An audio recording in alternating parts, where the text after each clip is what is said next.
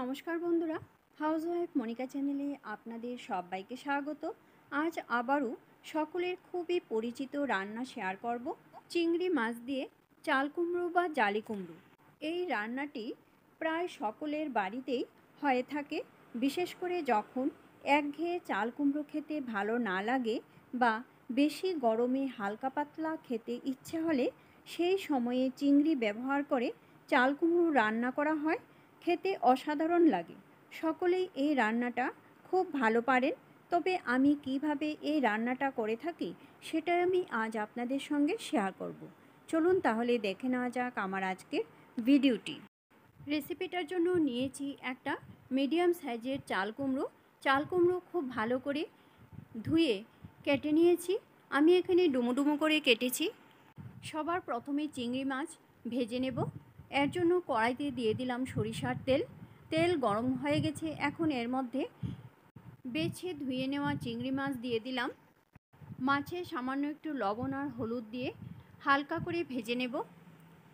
মাছগুলি ভাজার সময় দিকে খেয়াল রাখতে হবে যেন মাছগুলি পুড়ে না যায়, আর মাছগুলি হালকা করে ভেজে নিতে হবে, কেননা চিংড়ি মাছ বেশি ভেজে নিলে শক্ত হয়ে যায়। তাই সবসময় চিংড়ি মাছ হালকা করে ভাজতে হয়। মাছগুলি ভাজা হয়ে গেছে, এখন মাছের তেল ঝরিয়ে মাছগুলি কড়ার থেকে নামিয়ে নেব। তারপর মাছের ওই তেলের সঙ্গে আরও খানিকটা তেল দিয়ে দেব। তারপর ফোড়নে দেব একটা শুকনো লঙ্কা, একটা তেজপাতা, 1/4 চামচ পাঁচফোড়ন। চুলার ফ্লেম লোতে রেখে ফোড়ন হালকা করে ভেজে নেব। ফোড়ন ভালো করে ভেজে নেওয়ার পর এর মধ্যে দিয়ে দেব আগে থেকে ধুয়ে কেটে নেওয়া চাল কুমড়ো। চাল কুমড়োগুলি দেওয়ার পর এর মধ্যে দিয়ে দেব পরিমাণ অনুযায়ী হলুদ আর স্বাদ অনুযায়ী লবণ। দিয়ে দেব দুটো চেরা কাঁচা লঙ্কা। এখন সব কিছু দেওয়া হয়ে গেছে, এখন ভালো করে নেড়ে দেব আর চুলার ফ্লেমটা লোতেই রাখব। তারপর ঢাকা দিয়ে দেব। লো ফ্লেমে মিনিট 3-4 ঢেকে রাখার পর ঢাকনা সরিয়ে এখন ভালো করে আবার নেড়ে দেব। নেড়ে দেওয়ার পর তারপর আবার ঢাকা দিয়ে দেব আর চুলার ফ্লেমটা লোতেই রাখব।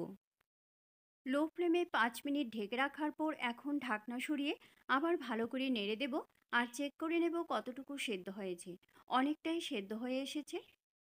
চাল কুমড়োগুলি একটু নেড়ে চেড়ে ভেজে নেওয়ার পর এর মধ্যে আগে থেকে ভেজে নেওয়া চিংড়িগুলি দিয়ে দিলাম। চিংড়ি দেওয়ার পর দিয়ে দেব পরিমাণ অনুযায়ী জল। এখন সব কিছু খুব ভালো করে নেড়ে মিশিয়ে দেব। তারপর চেক করে নেব লবণ ঠিক আছে কিনা। সব কিছু ঠিকঠাক আছে, এখন আবার ঢাকা দিয়ে দেব আর চুলার ফ্লেমটা লো টু মিডিয়ামে রাখবো।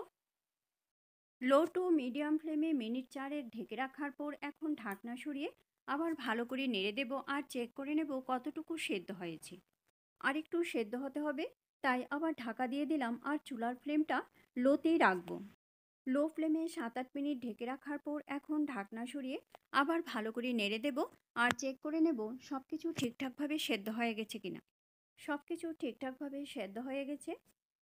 কোনো রকম মশলা ছাড়া চিংড়ি দিয়ে চাল কুমড়ো বা জালি কুমড়োর রেসিপি একদম তৈরি হয়ে গেছে। এখন ঢাকা দিয়ে দেব। তারপর চুলার ফ্লেম বন্ধ করে 5 মিনিট স্ট্যান্ডিং টাইমে রেখে তারপর সার্ভ করব। রেসিপিটা ভালো লাগলে অবশ্যই লাইক করবেন আর বন্ধুদের সঙ্গে বেশি করে শেয়ার করবেন। এইভাবে আপনারাও বাড়িতে ট্রাই করবেন, আশা করি আপনাদের কাছেও খুব ভালো লাগবে। আর আমাকে কমেন্ট করে জানাবেন কীরকম লাগলো। আমার চ্যানেলে নতুন দর্শক বন্ধু হয়ে থাকলে চ্যানেলটা সাবস্ক্রাইব করে আমার পাশে থাকবেন আর বেল আইকনটা অবশ্যই প্রেস করে দেবেন, কেননা আমি চ্যানেলে নতুন কোনো রেসিপি দিলে রেসিপিটা আপনাদের কাছে খুব তাড়াতাড়ি পৌঁছে যাবে। আপনাদের যদি কোনো রেসিপি দেখার ইচ্ছে থাকে তাহলে কমেন্ট বক্সে অবশ্যই কমেন্ট করে জানাবেন। আমি সেই রেসিপিটা আপনাদের সঙ্গে শেয়ার করার চেষ্টা করব। আবার আসবো নতুন কোনো রেসিপি নিয়ে। ভালো থাকবেন, সুস্থ থাকবেন। ধন্যবাদ।